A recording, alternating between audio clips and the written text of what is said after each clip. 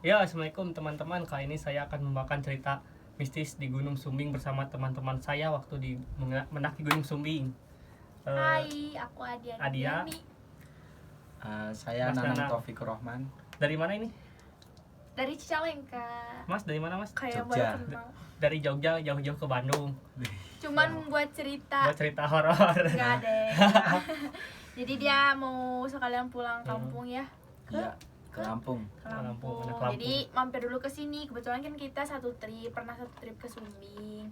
Nah, ini orang dalamnya mau ke Orang Sumbing. Kekuatan orang dalam. Mistisnya guys. kuat banget waktu di Sumbing. Dengerin, pasti seru. Oh, jadi gini.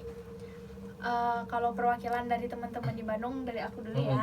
Nah, kan kita awalnya dari Bandung tuh tanggal 18 Januari 2021.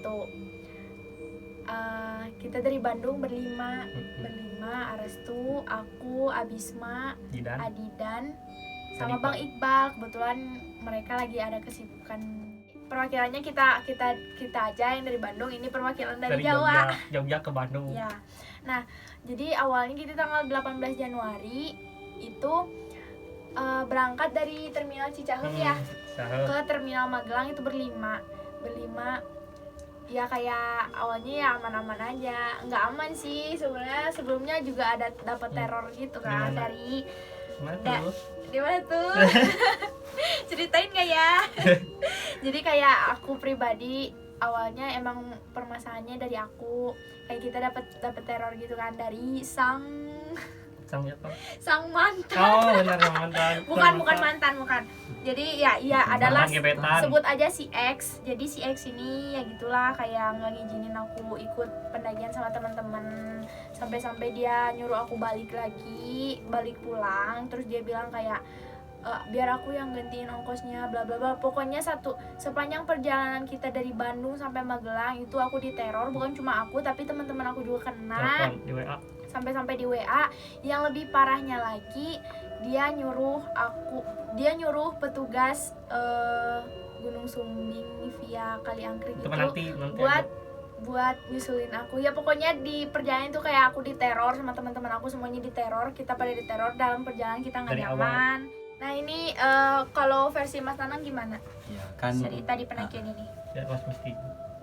kan dari pendakian awal si Bisma kan bawa teman, berarti 4 kan, berarti 5 orang. Iya. 5 orang di Bandung. Terus kita janjiannya kan tanggal berapa?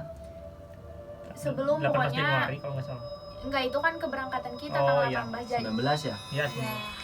19. Nah, itu kan kalian kan nyampe Magelang kan subuh kan? Ya. Iya. Terus langsung ke base camp. Saya sama si Mbak Mut. Bamut. Nah, itu kan Yang punya rumah. siap-siap. Yang punya Langsung rumah sana. kita ketemuan jam 9 Jam 9. pagi. Nah, terus saya itu kan masih kuliah. Pas itu UAS, jadi nunggu tes dulu baru Iya, naik. kita sempat nungguin Mas kesiangan. Nanang juga, jadi kita kesiangan naiknya. Ya nggak apa-apa sih. Terus gimana? Iya, terus kita kan sebelum maksudnya udah kumpul, udah kenalan, terus saya juga udah UAS, udah tes. Udah sarapan. Siap-siap. Emang dari awal itu kita itu niatinnya ziarah gitu. Ya, ziarah sama. Ziarah. Emang dari warga lokal juga diniatin ziarah biar dapat, gampangnya kalau Jawanya ke bejo itu kayak beruntung di cuaca, beruntung di perjalanan, dimudahkan segalanya gitu. Nah, kami kan mulai jam 11 siang naik start pos 1 mah kan, karena siang juga nggak inilah kalau Nggak terlalu, ya biasa. ada pasti Cuman ada kabut ya. doang. ya biasa. Kita itu waktu naik dapat kabut guys, jadi nggak ada cerah-cerahnya. Cuman cerahnya itu kita udah di pos berapa ya? Yang udah lewat mata air? Dari pos 1 kurang cerah. Pas naik ke Enggak, pos kan 2. kabut udah. dulu. Terus gimana? Kan dari si Nah. pos matahari itu kan si bapak yang basecamp kan ini ngejar kita, Iya. terus nyari si Aidia. Jadi Nah, ceritain jangan ya. nggak Nanti usah, di jangan. terakhir aja. Ini terus kan maafnya kan dia kan udah ini kan, maksudnya gambarnya nggak PMS, Iya, kebetulan lagi tapi PMS. belum Tapi udah udah beres, cuman Udah beres, belum belum mandi di wajib, ini. belum Nah, bersih gitu. nah itu maksudnya kan kalau rata-rata kalau di Jawa, khususnya Jawa Tengah itu kalau muncak, nah salah satu cewek itu dia ya maafnya itu inilah dalam Nggak suci. keadaan nggak suci gitu.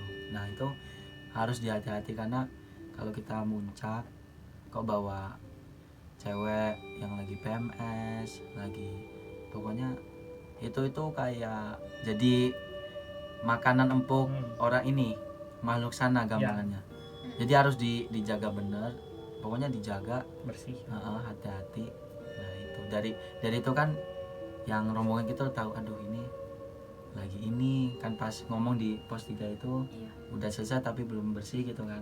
Nah, mulai pos 3 terus si tragedi Bisma Ya, udah Yang udah jam berapa ini Mas? Itu jam berapa? Lupa. itu kan sore. Oh ya, jam 5 ya ada.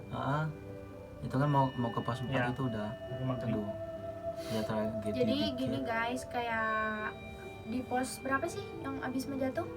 Pos 3. Pos 3 ke atas. Pos 3. Jadi gini anehnya, Sebelum pos Ya. 3. anehnya gini, kita lagi jalan itu sebagian dari kita ada yang mau ngambil wudhu, Mbak Mut ngambil wudhu, Mas Nanang juga mau ngambil wudhu kan.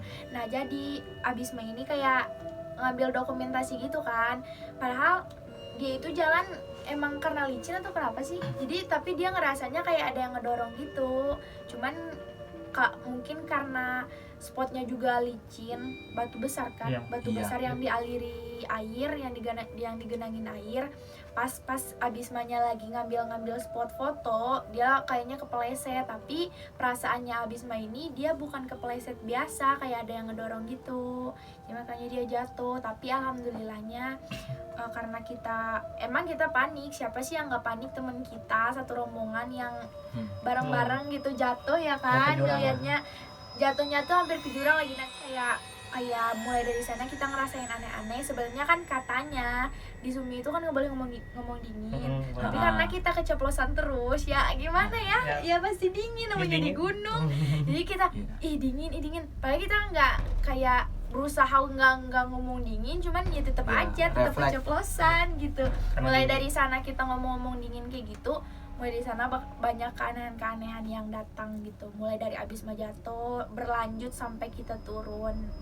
Nah iya kan setelah kejadian itu terus kita dimatahkan pos 3, habis itu kan lanjut Iya. pos 3 pos 4 itu kan posisi udah mau maghrib itu. Iya. Iya, udah orang maghrib.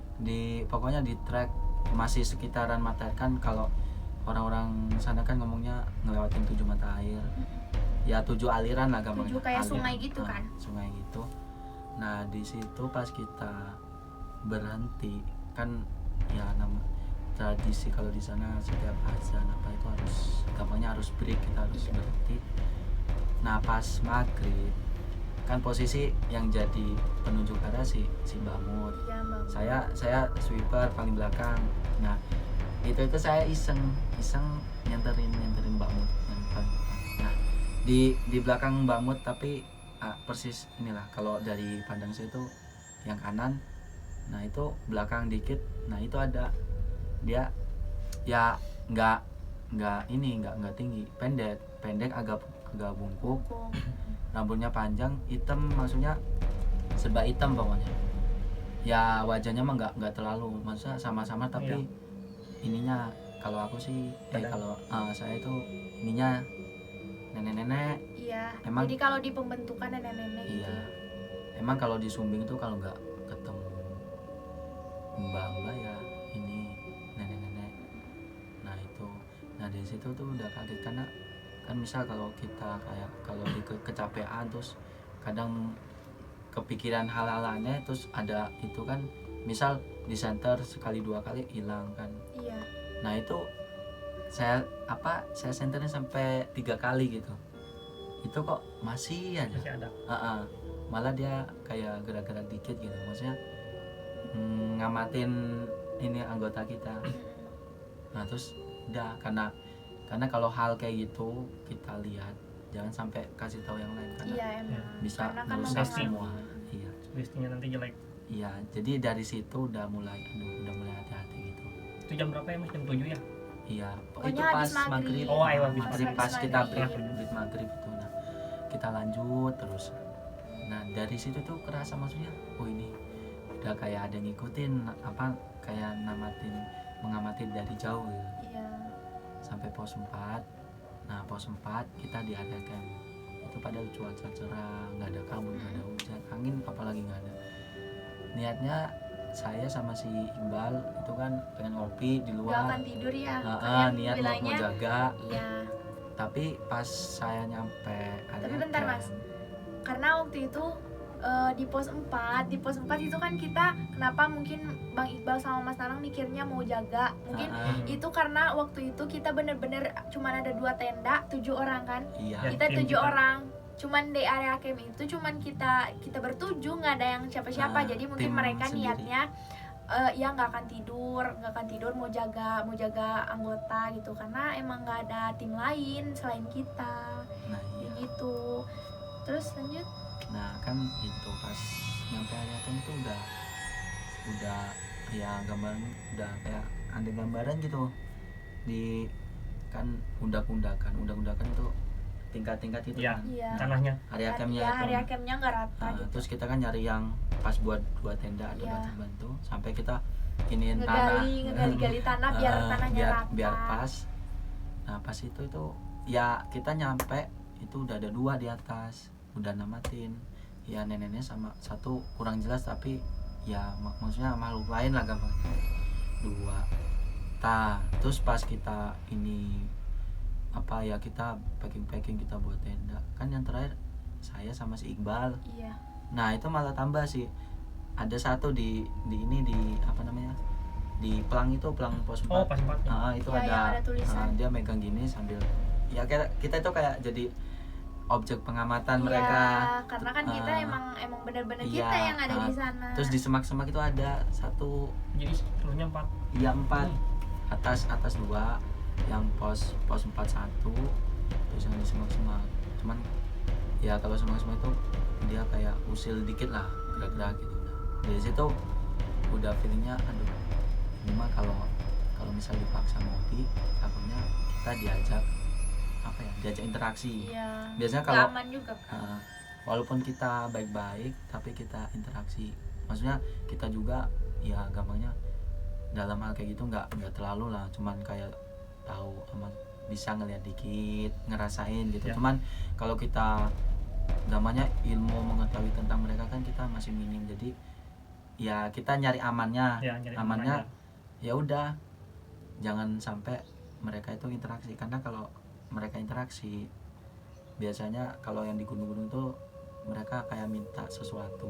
Iya. Nah, minta sesuatu dari kita, misal kita baik, cuman maksudnya kita responnya baik, tapi mereka itu kayak harus Mm-mm.